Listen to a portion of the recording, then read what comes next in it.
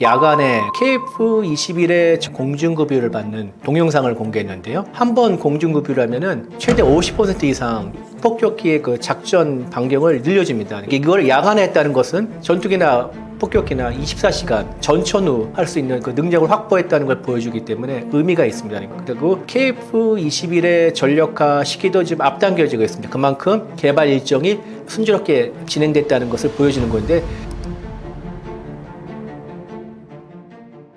안녕하십니까. 떠넘겨주는 TV 시청자 여러분, 저는 중앙일보에서 국방부를 출입하고 있는 이철재입니다. 이번 KF-21의 최초 야간 공중급유 성공은 어떤 기술적 의미가 있다고 보시나요?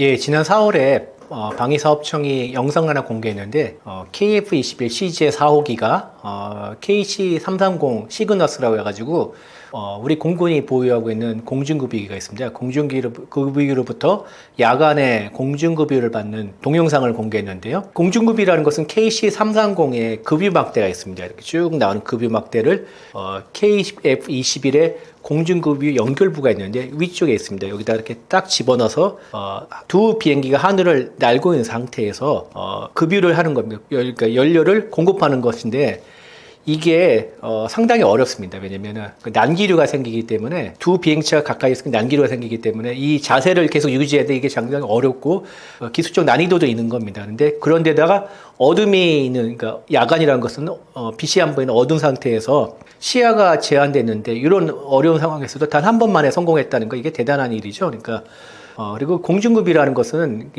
상당히 이제 현대 공중전에서 일종의 필수 사항 같은데, 전투기, 폭격기의 그 작전 반경을 늘려줍니다. 그러니까 한 번 공중급유를 하면은 최대 50% 이상 반경이 늘어난다고 하거든요. 그래서, 그리고 또 이걸 야간에 했다는 것은 전투기나 폭격기나 24시간 전천후 할 수 있는 그 능력을 확보했다는 걸 보여주기 때문에 의미가 있습니다. 그러니까 KF-21이라는 이제 새로운 전투기가 지금 이제 개발이 거의 완전 끝난 상태인데, 이게 몇 가지 이제 그 기념비적인 상황이 있는데, 제일 중요한 것은 아무래도 뭐 첫 시험 비행일 테죠. 첫 시험 비행에 성공한 이후로 이제 차곡차곡 착착착 스케줄을 개발 일정에 따라서 순조롭게 진행이 되고 있습니다. 그래서 지난해 3월에 이제 방위사업추진위원회에서 KF-21 최초 양산 항공기를 40대 1차분 생산 40대를 2028년까지 공군에 인도하게 해야 한다는 그 계획안을 승인을 했고요. 그다음에 지난해 6월에 양산 1차분 20대에 대한 계약이 이루어졌습니다. 그래서 그 지난해 6월에 계약했던 양산 기체가 올해 5월에 최종 조립에 들어갔고요. 그다음에 지난 6월에는 20대 추가 계약이 있었죠. 그래서 1차분 20대 20대여가지고 40대 계약이 다 끝났습니다. 그리고 가장 최근 일이죠. 지난 5일, 그러니까 8월 5일에는 KF-21에 탑재하려고 순수 국내 기술로 개발한 능동 위상 배열 A사라고 하죠. A사에다가 처음으로 출고했습니다. 그러니까 완성이 돼서 나온 것이고요. 그리고 KF-21의 전력화 시기도 지금 앞당겨지고 있습니다. 그만큼 개발 일정이 잘 순조롭게 진행됐다는 것을 보여주는 건데, 지난 10일 방위사업추진위원회라고 해서 주요 이제 무기 도입 사업 관련해서 결정을 내는 기구가 있습니다. 거기에서 개발 계획 개정안이 승인이 됐는데요. 당초 KF-21이 2028년 말까지 공대지 능력을 확보하려고 했는데, 이 일정을 2027년 전반기로 앞당겼습니다. 조기 확보하는 것인데요. 그만큼 국민 여러분들이 염원하고 바라는 대로 KF-21이 순항하고 있다. 사업이 순항하고 있고, 그리고 조만간 KF-21이 우리 영공을 방위하는 선봉장이 되는 모습을 볼 수 있을 것 같다고 여러분께 자신 있게 말씀드릴 수 있습니다. 이런 야간 공중급유 테스트가 전투기의 실제 운용 능력에 어떤 변화를 가져올 수 있다고 보시나요? 예, KF-21은 지금 이제 계속 CJ기가 시험 비행을 하고 있는데, 그만큼 이제 검증해야 될 성능들이 많습니다. 이렇게 무장을 분리하고 발사하고 그리고 또 아까 말씀드렸다시피 급유도 해보고 설계도에 나왔던 대로, 그다음에 우리가 원했던 성능이 제대로 나오냐를 검증해야 됩니다. 그런 과정을 거치고 있는데, 제일 중요한 게 시험 비행일 테죠. 그다음에 초음속 비행인데 둘 다 뭐 무난히 성공했고요. 그 다음에 어려운 뭐 급유도 성공했고요.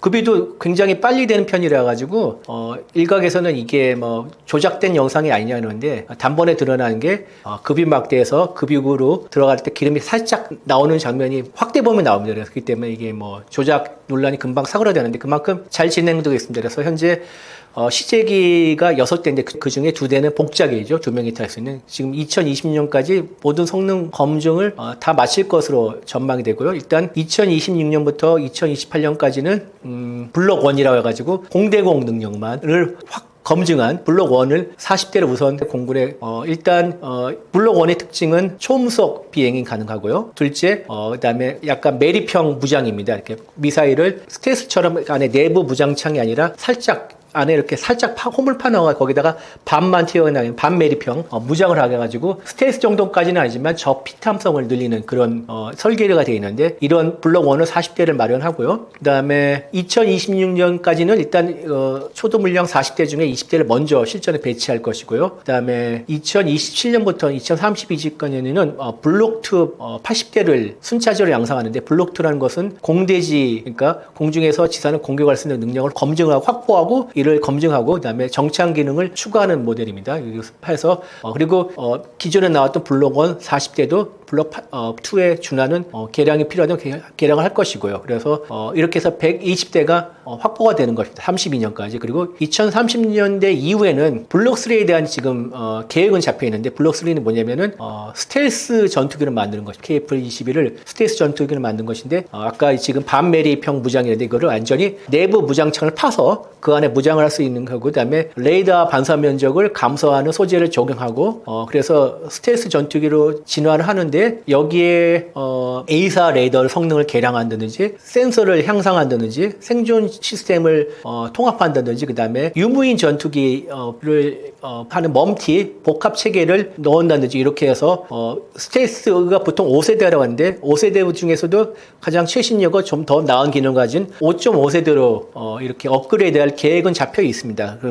그리고 또 이 3세대 그러니까 블록 3가 개발될 쯤 하면은 장거리 공대지 미사일 그래서 줄여서 장공지라고 합니다. 그다음에 장거리 공대공 미사일 장공공이라고 합니다. 그다음에 단거리 공대지 미사일 단공공 그다음에 대방사 미사일이라 가지고 적의 레이더 시설을 파괴할 수 있는 그러니까 레이더 전파를 따라서 적의 레이더 시설을 파괴할 수 있는 대방사 미사일 이런 4종의 국산 무장도 블록 3가 실전 배치될 쯤에 완성이 돼서 무장할 것으로 보입니다. 그러면은 거기다가 또 공군은 최근에 아주 확정은 아닌 검토 사항이라고 하는데 극초음 공중발사 탄도미사일 ALBM이라고 해가지고 러시아의 킨자일이 되게 유명하죠. 그래서 탄도미사일을 작게 만들어서 쉽게 말하면은 전투기에 탑재하는 것입니다. 그럼 그만큼 속도가 엄청 빠르겠죠. 그래서 극초음속으로 날아갈 수 있는 이런 미사일을 개발할 그런 계획도 검토하고 있다고 밝혀 있는데 이 정도 하여튼 블록 3가 나올 때쯤이면은 확실하게 KF-21이 우리의 주력이 될 수 있고 우리 영공의 수호의 선봉장이 될 수 있겠죠. 그러나 약간 이론이 있는 게 지금 이제 미국의 이제 F-47을 비롯해서 유럽에서 이제 2개의 6세대 전투기 계획이 잡혀 있지 않습니까? 그래서 우리가 5세대 그러니까 KF-21 블록 3를 뭐 KF-21 EX라고도 하는 이런 부르기도 한데 KF-21 EX로 하지 말고 바로 그냥 6세대로 넘어가자 이런 의견도 나오기 때문에 현재 뭐 어떻게 될지는 확정이 돼 있다고 말씀드리기는 좀 어렵습니다. 그래서 이거를 이제 관계 당국이 한번 검토를 해보겠죠. 6세대로 바로 넘을 것인가 아니면 5.5세대를 거쳤다 갈 것인가를 하는데 6세대는 되게 기술적 난이도가 높고 아직 우리가 그걸 개발 5세대도 제대로 검증 건데 바로 6세대 나갈 것에 대한 자신감도 없는 상태이기 때문에 좀 개인적으로 좀 힘들지 않을까 생각하는데 하여튼 그런 논의도 있는 게 사실입니다. 그래서 우리 공군은 이제 이런 같은 계획에 대해서 120대의 KF-21을 확보해서 영공 방위의 핵심 전력으로 삼는다는 구상을 갖고 있는 상태입니다. 최근 UAE 국방차관이 KF-21 시승에 직접 나섰는데요. 이런 행보는 어떤 의미가 있다고 보시나요? 이브라임 나세드 모하메드 알 알라이 참 이름이 길죠. 네, 아랍 국가에서 이름이 좀 깁니다. 그런데 아랍에미레이트의 국방차관이죠.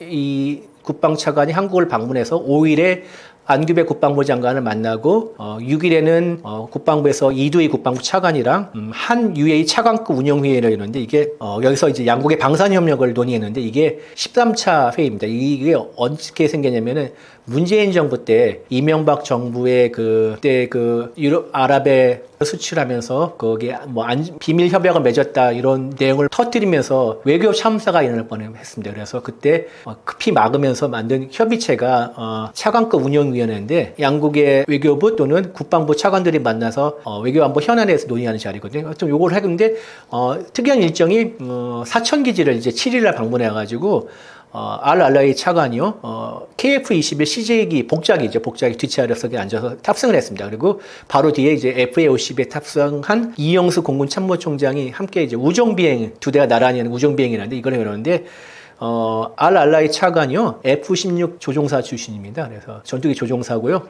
나름 아랍에미리트에서 군부 실세로서 영향력이 큽니다. 그러니까 알알라이 차관에게 탑승 기회를 준 것은 KF-21을 우리가 KF-21을 아랍에미리트 UAE에다가 세일즈 마케팅을 하는 그런 차원의 행위라고 볼 수가 있죠. 근데 아랍에미리트는 트럼프 일기 때 F-35를 미국으로부터 구매하려는 계획이 있었습니다. 그런데 이스라엘이 반대를 해서 이 계획이 무산이 됐고요. 그래서 분명히 5세대 스텔스 전투기에 대한 수요가 갖고 있습니다. 갖고 있고 필요성도 있고요. 그래서 아랍에미리트가 한국의 KF-21 사업에 대해 매우 큰 관심을 갖고 있고 이전 정부에서도 여러 차례 KF-21에 대한 설명회를 열어달라 비공개로 요청한 적이 있고요. 그렇기 때문에 이번에 알알라이 차관이 아랍에미리트 본국으로 돌아가서 어떤 보고를 했는지 알 수는 없으나 상당히 긍정적인 평가를 했다면 양국이 KF-21 관련해서 협력을 할, 그리고 우리가 KF-21을 수출할 가능성이 더 커지지 않을까 기대하고 있습니다. 이번 시승을 통해 UAE 측은 KF-21의 어떤 능력에 특히 주목했다고 보시나요?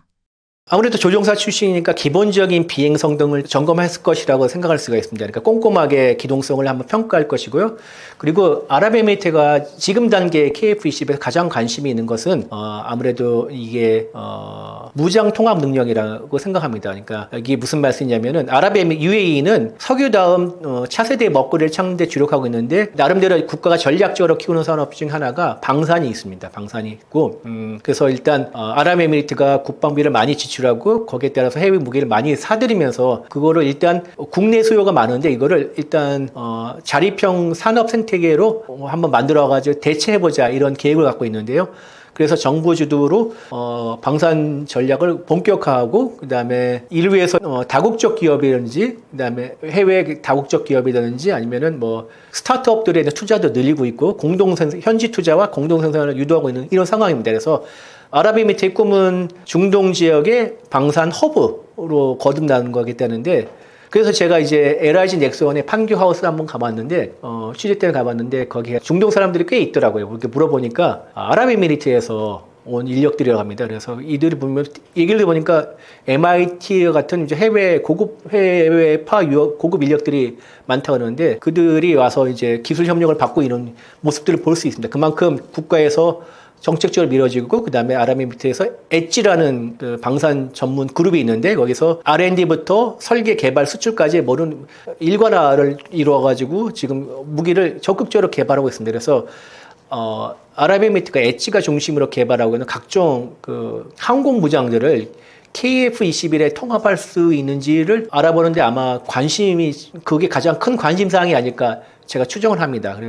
왜냐면은 미국과 유럽은 이런 자국산 무장 통합이라는 거가 있습니다. 그러니까 새로운 무기를 기존에 있는 전투기, 그러니까 항공기에 달아가지고 제대로 작동할 수 있도록 만들어지는 걸 통합이라고 하는데 미국과 유럽은 잘 안 해주죠. 왜냐면은 돈을 계속 벌려면은 자국산, 자기네 회사에서 제조하는 무기를 팔아야지. 그게 아니라, 그냥 전투기만 사고 무장 우리가 알아서 할게 이러면은 돈벌이가 크게 안 되기 때문에, 안 해주는 게 원칙인데, 그러나 이제 한국은 아무래도 KF-21이 국내에서 120대 생산하고, 그 다음에 인도네시아 48대 생산하면 168대지 않습니까? 그런데 보통 항공기의 브레이크 이븐 포인트가 300대를 기점으로 하기 때문에 300대 수요를 늘리려면 아랍에미리트 같은 큰 손이 필요합니다. 아랍에미리트 자체 무장 통합에 대해서 아무래도 한국이 좀 더 관대할 수밖에 없는 입장이고 거기에 관심을 가질 것이라고 생각합니다. KF-21의 어떤 특성들이 아랍권 국가들에게 특별히 매력적으로 작용한다고 보시나요? 아직은 큰 메리트가 없습니다. 왜냐면은 공대공 능력을 갖춘 블록 1도 완성이 안 된 상태이기 때문에 그리고 그렇기 때문에 공대지 능력을 이제 확보한 블록 2부터는 본격적으로 입지를 할 것으로 전망합니다. 그리고 특히 스텔스 기능을 갖춘 블록 3가 완성될 경우에는 그때부터는 많은 아랍권 국가들 특히 돈을 갖고 있고 스텔스 수요를 갖고 있는 사우디아라비아나 UAE가 적극적으로 임할 것이라고 예상합니다.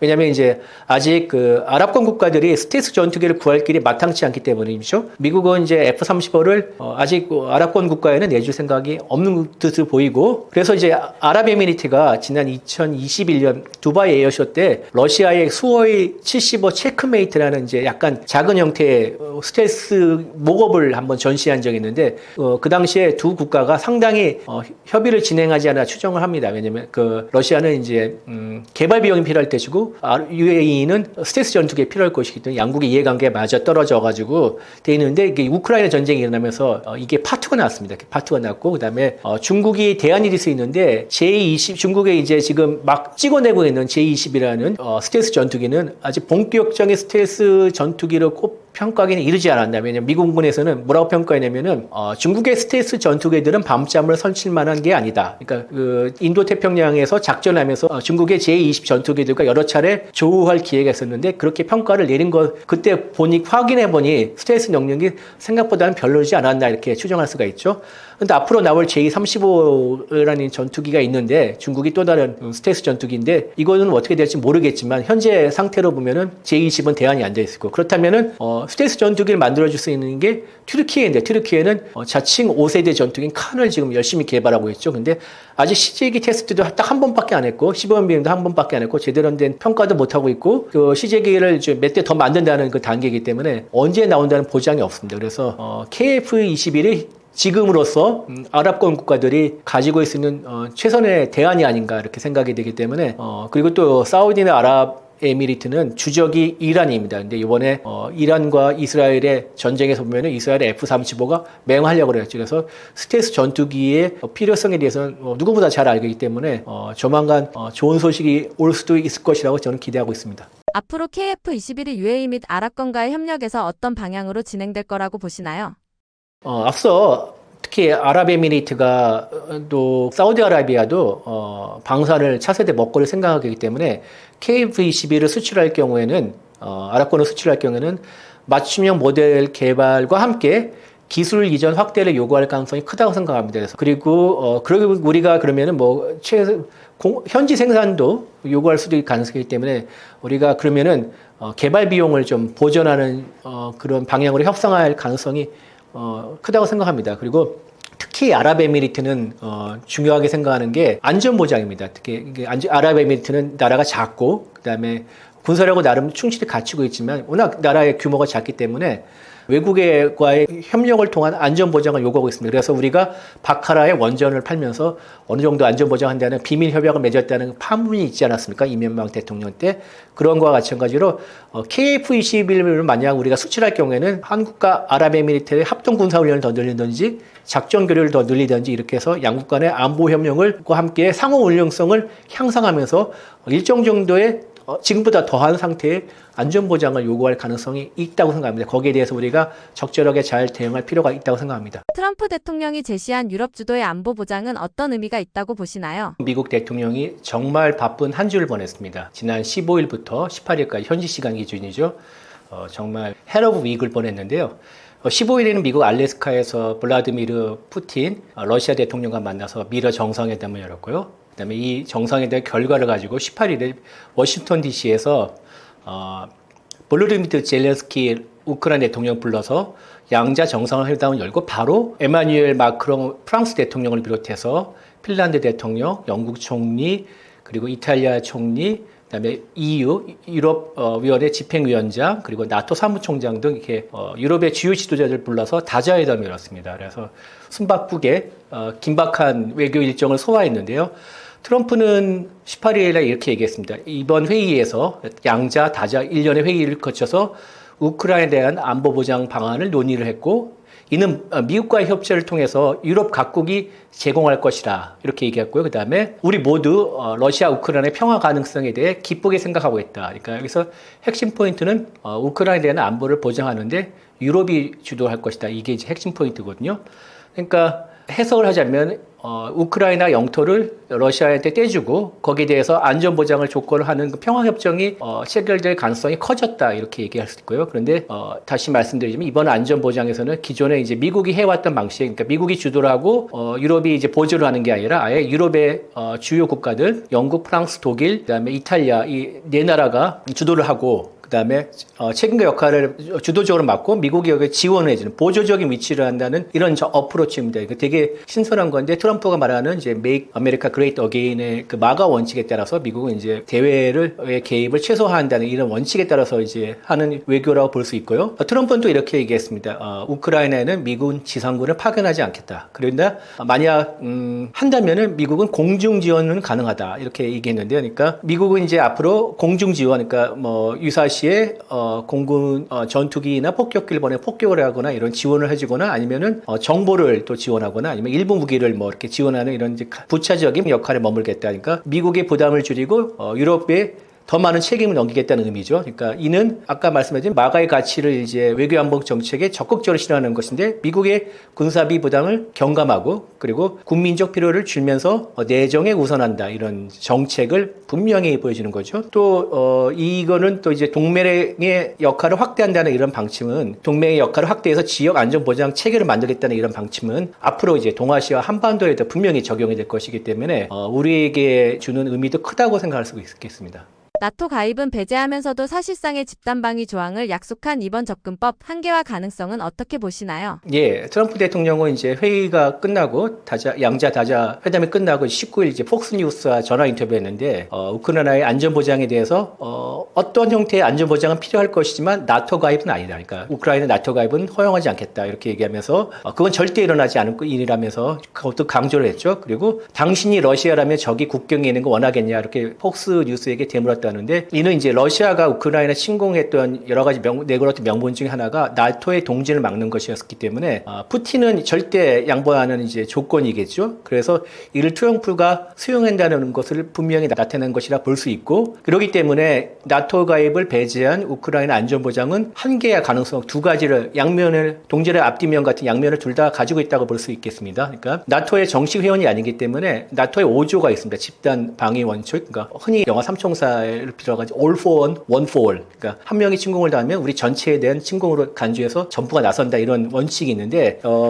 5조의 적용이 안 받기 때문에 자동적 법적 보호가 불가능합니다. 그래서 이번에 어떤 협의 형태로든 간에 우크라이나에 대한 안전보장이 마련해진다 해도 이거는 정치적 합의에 머물고, 우크라이나 여태까지 구소련으로 떨어져 나간 다음에 서방이 개입해 두 번의 안전보장을 받는데 둘 다 무효화되지 않았습니까? 러시아 침공으로. 그렇기 때문에 우크라이나의 불안감 자체를 없앨 것 같지는 않고, 유사시 신속하고 강력한 개입을 보장하지 않는 그런 한계를 갖고 있고요. 그리고 집단 방위는 아니더라도 그와 어느 정도 준하는 유사하는 안전보장을 제공하겠다는 미국과 유럽의 약속 같은 것도 유행이 유동적일 수 있습니다. 그러니까 즉 이제 유사 사태가 발생해가지고 그러니까 미국과 유럽의 개입이, 군사적 개입이 필요한 상황에서 각 국가의 정치적 상황이나 아니면은 각 국가의 의회 동의 같은 데서 이런 상황에 따라서 쉽게 영향을 받을 수 있기 때문에 되게 어렵다고 볼 수 있습니다. 그리고 또 우크라이나가 나토 가입을 못하는 걸 아직 명시적으로 못 바꿀 경우에는 러시아의 군사적 모험 가능성을 완전히 차단할 수가 없습니다. 러시아는 또 한 번 이번에 평화협상을 이루어서 전쟁을 멈춘다라도 근시일 내에 또 전쟁에 일으켜도 된다는 그런 시그널을 줄 수 있기 때문에 이게 되게 위험해질 수 있습니다. 그리고 영구적으로 나토로부터 가입을 못한다는 이런 어떤 원칙 같은 게 확립이 될 경우에는 장기적으로 서방과의 관계가 약할 수 있는 그런 또 가능성이 있어가지고 이런 한계를 가지는 반면 또 긍정적으로 평가하는 시선도 있습니다. 시각도 있습니다. 그걸 또 여러분께 소개를 해주자면은 일단 러시아의 극단적 도발을 피했다는 점이고요. 그다음에 어쨌든 간에 우크라이나의 실질적인 안보를 보장할 수 있는 조치가 될 수 있다. 그리고 그러면서도 미국과 유럽, 나토 모두의 부담을 덜면서도 어느 정도 합의점을 모색할 수 있다. 이렇게 평가를 할 수도 있고요. 그 나토가 직접적 개입을 하지 않더라도 집단 방위와 유사한 조항을 만들어 놓으면은 일정 수준의 억제력을 부여할 수 있기 때문에 러시아의 군사적 모험주의를 막을 수 있다. 그리고 실제적인 우크라이나 안보의 능력을 강화할 수 있다. 이렇게 얘기할 수 있고요. 또 이제 미국의 직접적 부담을 줄이면서 동맹의 그러니까 유럽에 늘리면은 어떤 새로운 지역 안보 질서도 이번에 처음 만들어가지고 한번 시험해 볼 수 있다. 그리고 이번에 우크라이나가 나토에 가입을 못하더라도 이거는 일시적인 조처이지 나중에 상황이 변하면 언제든지 할 수 있는 거 다 바꿔서 나토에 가입을 허락할 수 있는 거 아니냐. 그러니까 어떤 전략적 유예가 영구적인 유예는 영구적인 금지는 아니다. 이렇게 평가할 수도 있겠습니다. 푸틴, 젤렌스키, 트럼프 3자 회담 가능성이 언급됐는데 현실화 가능성은 어느 정도라고 보시나요? 예, 트럼프는 일단 이제 질러놓고 보는 스타일이죠. 그래서 18일 이제 기와 그다음에 유럽 지도자들과의 회담이 끝나고 난 다음에 자기가 이제 푸틴에게 전화를 걸어가지고 푸틴과 젤렌스키 양자회담을 준비를 시작했다 이렇게 자랑을 했죠. 그러면서 회담 장소는 아직 이제 나중에 결정이 될 것인데 그다음에 두 사람이 회담 후 그다음에 자기가 껴가지고 이제 중재를 해서 또 3자 회담까지 열어가지고 완전 평화회담을 열겠다. 완전 평화회담 열어서 전쟁을 종식시키겠다. 이렇게 또 이제 또 떠벌렸죠. 그리고 크렘린궁은 회담이 끝나고 난 다음에 트럼프와 푸틴과는 한 40분 동안 통화했다고 이렇게 컨펌을 해줬습니다. 그러나 그렇다고 해가지고 이게 이제 트럼프의 말대로 사실대로 젤렌스키와 푸틴 간의 양자회담과 그다음에 또 미국이 중재하는 미러우 이 3자 회담이 열릴 것인가 이건 또 별개의 문제라고 생각할 수 있는데요. 푸틴은 그동안 여건이 무르익지 않았다는 그런 핑계를 대면서 젤렌스키와의 양자회담에 적극적이지 않고 선을 그어놨습니다. 그렇기 때문에 트럼프의 발언만 놓고 본다면은 푸틴의 기존 입장을 뒤집어서 젤렌스키와 만날 수도 있다 이런 뜻을 내비치는 게 아닌가 이런 해석도 있는데요. 아시다시피 이제 푸틴과 젤렌스키는 서로 양보할 수 없는 원칙이 있습니다. 그러니까 우크라이나에 영토를 내주는 거고, 우크라이나의 입장에서는 젤렌스키 입장에서는 영토를 내주는 것이고, 그다음에 푸틴의 입장에서는 우크라이나 나토 가입 허용하는 이런 건데, 이 양 극단을 어느 정도 이제 지금까지 나온 내용을 보면은 우크라이나의 나토 가입은 막고 비슷한 안전보장을 제공해주고 대신 우크라이나는 어느 정도 영토를 떼주는 그래서 상당히 근접하다고 봤기 때문에 트럼프의 말이 사실일 가능성도 있습니다. 그러나 트럼프의 중재 의지나 어떤 강력한 영향력 이런 거에도 불구하고 양측의 입장 차이가 많이 좁혀졌고 사실 합의에 도달할 수 있을 정도까지 왔냐 이건 분명하지 않기 때문에 좀 더 지켜봐야 될 거고요. 기본적으로 우크라이나와 러시아는 제로섬 게임입니다. 그러니까 한 측의 이득을 보면은 한 측의 손해를 보는 이득을 본 만큼 손해를 보는 이런 관계이기 때문에 중재가 그렇게 트럼프의 말대로 쉬울까 이거는 좀 개인적으로 의문이 가고요. 그리고 우크라이나나 러시아나 미국이나 세 나라 모두 국내의 정치적 여론 그다음에 미국과 유럽의 관계 이런 여러 가지 변수가 있기 때문에 앞으로 정말 트럼프의 말대로 2주 안에 회담이 열까? 그리고 그게 열리기 전에도 변수가 많이 작용이 돼가지고 일정이나 의제 이런 게 쉽게 도출하기가 쉽지 않을 것 같습니다. 그러나 어느 정도 희망 그나마 있다면은 트럼프는 일단 새로운 외교적 해결 그리고 미국 사실은 자기를 얘기하죠. 내가 주도해서 문제를 해결 이런 이미지를 노리기 때문에 노리고서 적극적으로 임할 것이고 푸틴 역시 서방과의 고립을 극복하고 싶고 그다음에 이 향후 종전이든 평화 협상이든 간에 주도권을 얻고 싶어 하기 때문에 약간의 협상의 여지는 있고 그래서 앞으로 이런 긍정적인 뭔가 부정적인 면을 이렇게 종합적으로 고려해서 본다면은 가능성이 제일 높은 시나리오는 3자 간에 만나도 하더라도 그냥 큰 틀만 합의를 하고 어떤 선언적 의미에 그친 다음에 그다음에 그 이후에 일정 수준의 그 예비 협상이든지 어떤 그 실무자급의 협상은 계속 이루어지지 않을까 이렇게 저는 개인적으로 생각합니다. 그러니까 회담의 일단 논의만으로 전설이 지금의 위치에서 동결을 하거나 아니면은 전쟁이 휴전 프레임으로 전환된다. 그러니까 이제 앞으로 휴전 단계에 이런다는 프레임 전환이 됐기 때문에 국제적 기대는 되게 커질 것이고 그러니까 한마디로 말하면은 시작의 끝이 아니라 끝이 시작이 될 것이다. 전쟁이 이렇게 생각할 수 있고요.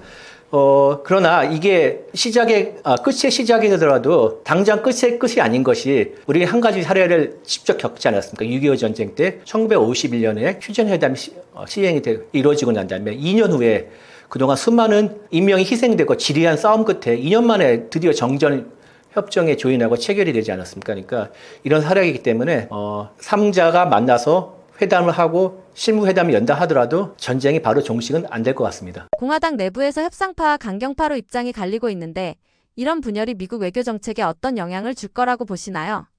미국의 정치적인 스펙트럼을 보면은 공화당이나 민주당에서도 동일한 견해를 가르치는 게 아닙니다. 공화당이나 민주당 각 정당에서 온건파가 사안에 따라서 온건파 있고 강경파가 있습니다. 특히 대정책에 있어서는 약간 이제 고립주의 성향, 그러니까 미국이 이제 흔히 말하는 마가죠. 그러니까 미국의 국내 정치에 더 힘을 써야기 때문에 해외 개입은 외국에 대한 개입은 덜하자 이런 고립주의 성향이 있는가 하면 반대로 미국은 강대국이기 때문에 강대국의 도리와 의무를 책임을 다해야 된다는 이런 적극적인 국제주의 성향이 있습니다. 그런데 공화당에서 마찬가지 있었고요. 그다음에 이게 이번 사태가 일어나기 전에 지난 2월 24일에 무슨 일이 있었냐면은 유엔 총회에서 우크라이나가 제안한 결의안에 대해서 미국이 반대표를 행사한 적이 있습니다. 그러니까 트럼프가 푸틴과의 유한 메시지를 보내기 위해서 이제 지시한 것이라 볼 수 있겠죠. 그럴 때 상당수 공화당 의원들이 이 미국의 행태에 대해서 강력하게 비난했습니다. 그 이름을 들자면은 공화당의 상원의 존 커티스, 미치 매코넬,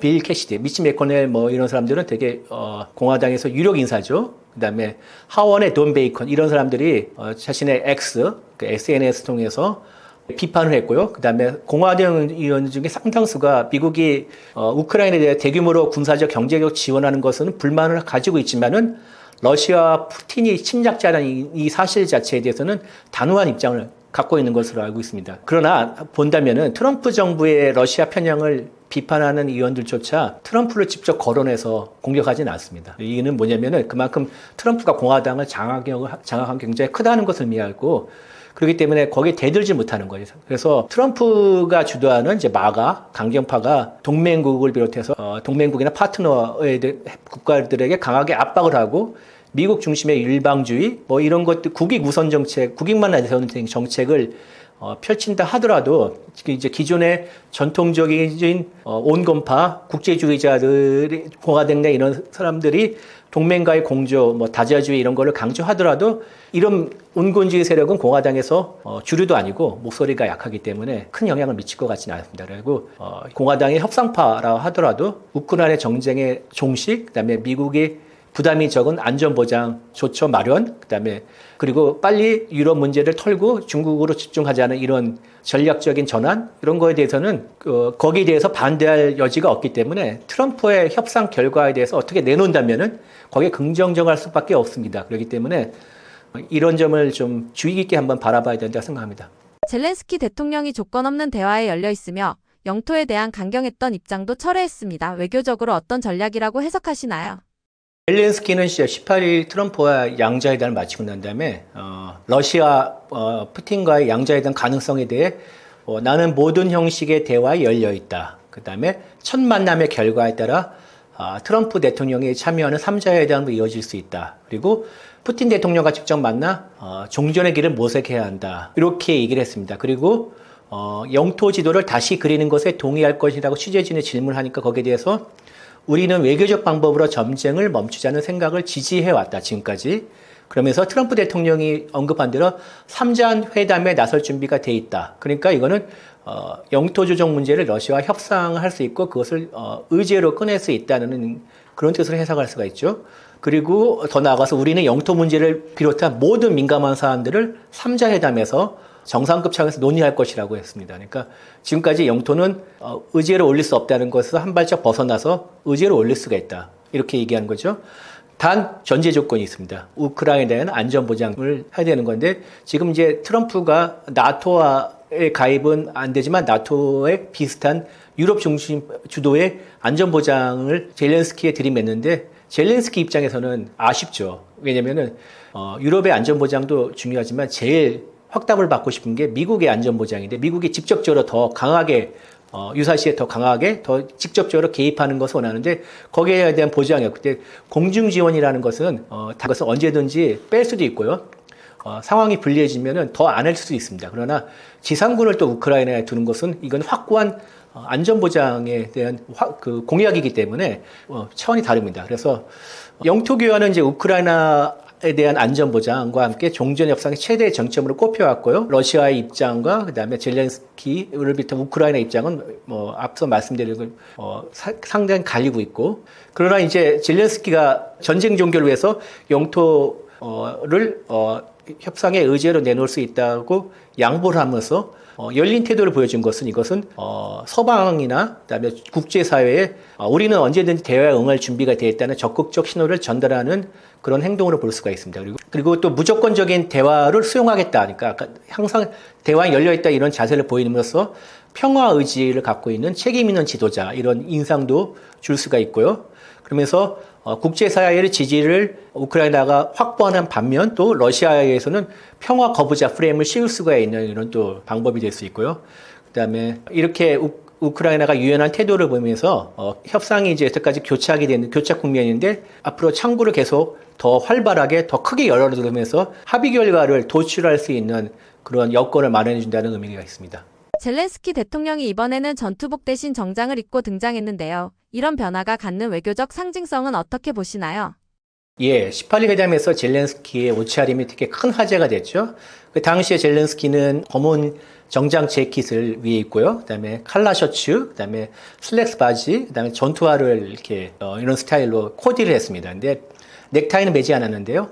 그 월스트리트 저널이 기사에 따르면은 젤렌스키가 입은 검은색 정장 재킷은 우크라이나 디자이너가 만든 제품인데 군복에 쓰는 캔버스 소재로 만들었다면서 이게 전투복과 정장의 하여튼 중간 형태 그래가지고 그렇게 디자인했다는 기사를 냈습니다. 그러니까 어쨌든 간에 젤렌스키가 전쟁이 발발하고 난 다음에 계속 군복 차림을 고집해 왔는데 거기서 벗어났다는 그 뜻이고요. 그래서 이번 행담에 앞서서 백악관 측은 젤렌스키에다가 정장을 입을 것을 강력하게 요구했답니다. 그래서 젤렌스키는 나름대로 고민했을 것 같은데 군의 군복의 어떤 상징성을 유지하면서도 정장 스타일을 가미한 그런 믹스 짬뽕의 스타일이라고 이렇게 평가할 수가 있죠. 근데 이게 왜 이슈가 됐냐면 2월 28일 날 이제 젤렌스키와 푸틴이 만났을 때 그때 젤렌스키의 이제 군복 스타일에 대해서 크게 화제가 됐었죠. 그 당시에 트럼프는 젤렌스키를 보면서 오늘 차려입었네 이렇게 약간 비꼬는 듯하게 이렇게 얘기했고요. 그다음에 친트럼프 성향이 강한 이제 보수 매체 리얼 아메리카 보이스라는 매체가 있습니다. 거기에 백악관 출입하는